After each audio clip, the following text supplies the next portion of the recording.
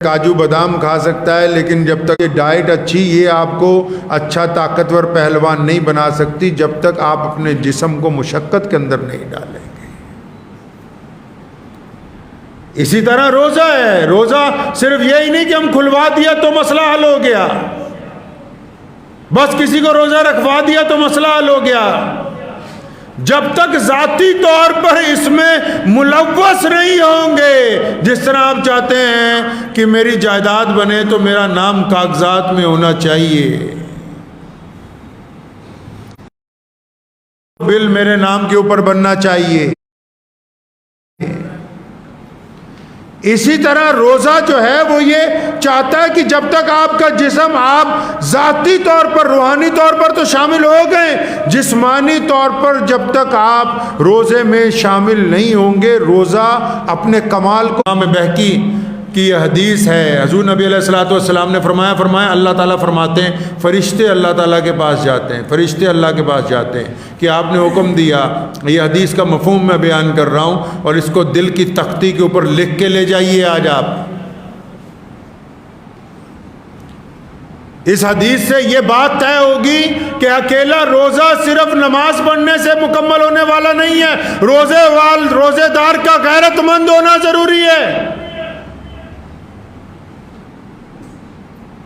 روزے دار کے اندر غیرت بھی ہونی چاہیے۔ کہتے ہیں نا کہ بے غیرت انسان کا کچھ نہیں ہو سکتا ہے، تو غیرت ہونی بھی بہت ضروری ہے۔ نبی علیہ الصلوۃ والسلام نے فرمایا، اللہ فرماتے ہیں، فرمایا اللہ تعالیٰ فرماتے ہیں، فرشتے پوچھتے ہیں اللہ جی آپ نے کہا کہ فلاں بستی کو پلٹ دو، اس پہ عذاب نازل کر دو، تو فرشتے اپنے حساب سے اللہ تعالیٰ کو بتانے جا رہے ہیں کہ آپ کا حکم آیا کہ فلاں بستی ہے، اس کو پلٹ دیا جائے، یعنی عذاب پہنچایا جائے، اس کو ختم کر دیا جائے، تو فرماتے ہیں اللہ جی اس بستی میں تو علامہ صاحب رہتے ہیں، اس بستی میں تو شیخ الحدیث صاحب رہتے ہیں، اس بستی میں بڑے مولانا رہتے ہیں،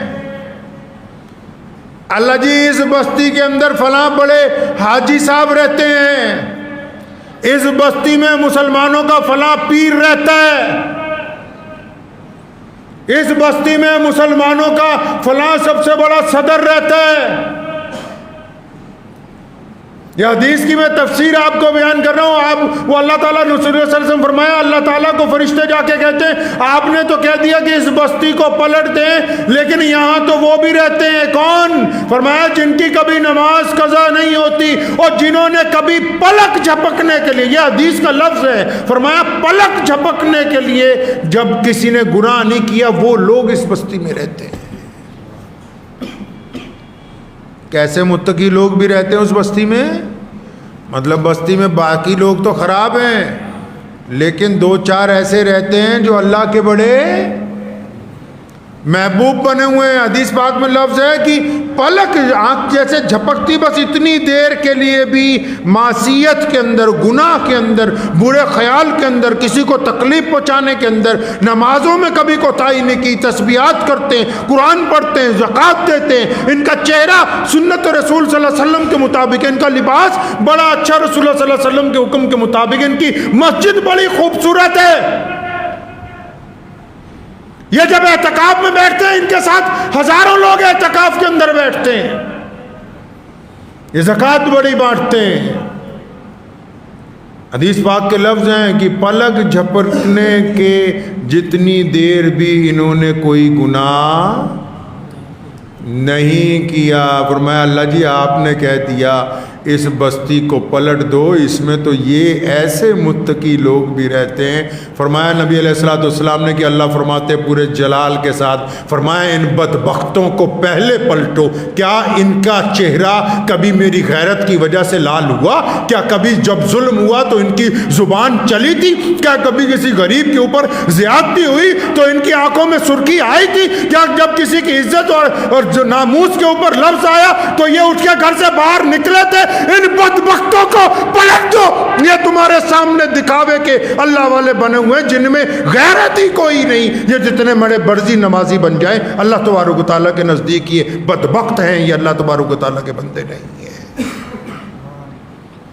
کسی کو تصدیق کرنی تو کھول کے دیکھ لیں کتابیں. کیا بات طے ہوئی؟ کیا صرف نماز پڑھنے سے خدا تعالیٰ راضی ہو سکتے ہیں؟ اسلام نے زندگی کے معیار کو برابر طے کیا ہے. اسلام نے یہ نہیں کہا کہ آپ 24 گھنٹے نماز پڑھتے رہیں. اسلام نے یہ نہیں کہا کہ آپ بالکل نماز چھوڑ دیں.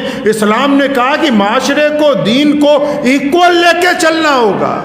یہ کیوں کر ممکن ہو سکتا ہے کہ ایک بندہ عبادت گزار بھی ہو، کسی مظلوم کی صدا کے اوپر آواز نہ بلند کرتا ہو؟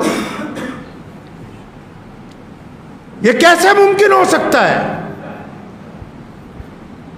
تو کوئی کہتا ہو کہ میں بہت حدیثوں کا راوی ہوں، میں بہت بڑا محدث بن گیا ہوں، ظلم کے خلاف اس کی آواز خاموش ہو جاتی ہو. یہ کیوں کر ممکن ہے؟ ایسا ممکن نہیں ہو سکتا. شریعت میں ایسے کوئی جز نہیں ہے. نبی علیہ الصلوۃ والسلام غار کے اندر نظر آتے ہیں 3 دن تک اللہ اللہ، اور پھر وہی نبی علیہ الصلوۃ والسلام میدان بدر میں نظر آتے ہیں جہاں پوری دنیا کا کفر اسلام کو ختم کرنے کے لیے آیا. وہی نبی علیہ الصلوۃ والسلام میدان خندق میں کدال اٹھائے ہوئے نظر آتے ہیں، خندق اپنے ہاتھ سے کھودتے ہیں. وہی نبی علیہ الصلوۃ والسلام مسجد نبوی کی تعمیر میں اینٹیں اٹھاتے ہوئے نظر آتے ہیں. وہی نبی علیہ الصلوۃ والسلام امی عائشہ رضی اللہ تعالیٰ عنہ کے ساتھ اپنے گھر میں کھانا بناتے ہوئے نظر آتے ہیں. تو اس کا مطلب دین وہ ہے جو تمام امور کو برابر لے کے چلتا ہے. جو صرف دکھاوے کی دینداری کرنا چاہتے ہیں، اللہ کے نزدیک وہ دیندار نہیں ہے.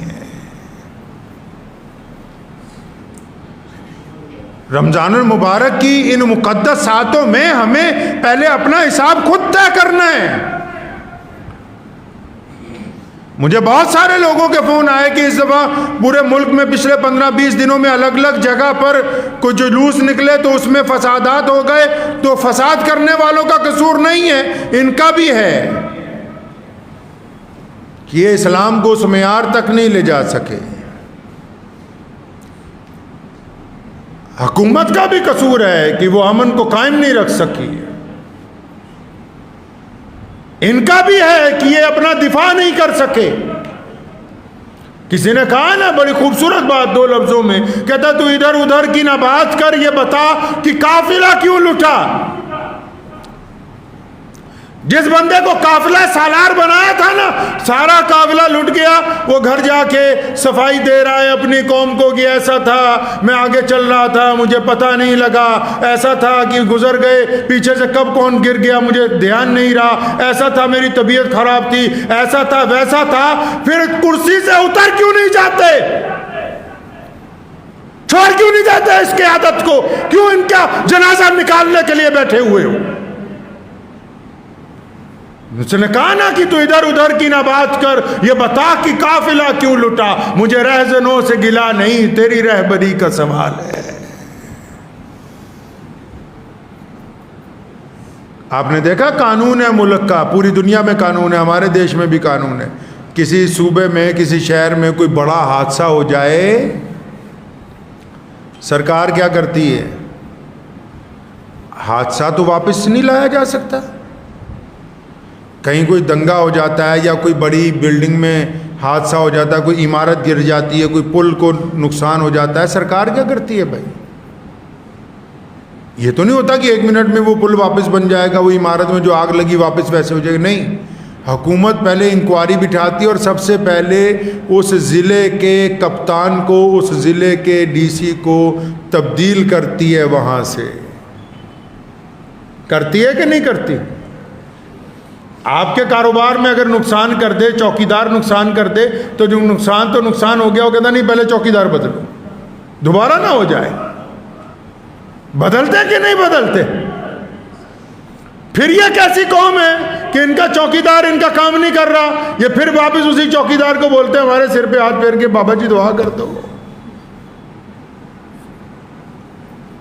رمضان المبارک جیسے مقدس مہینے میں جن کا لب و لہجہ، جن کا طریقہ محمد رسول اللہ صلی اللہ علیہ وسلم کے طریقے سے میل نہیں کھاتا، وہ دنیا کے اعتبار سے کسی بڑی سے بڑی مسند پر بیٹھ جائیں، اللہ اور اس کے رسول صلی اللہ علیہ وسلم کی رضامندی حاصل نہیں کر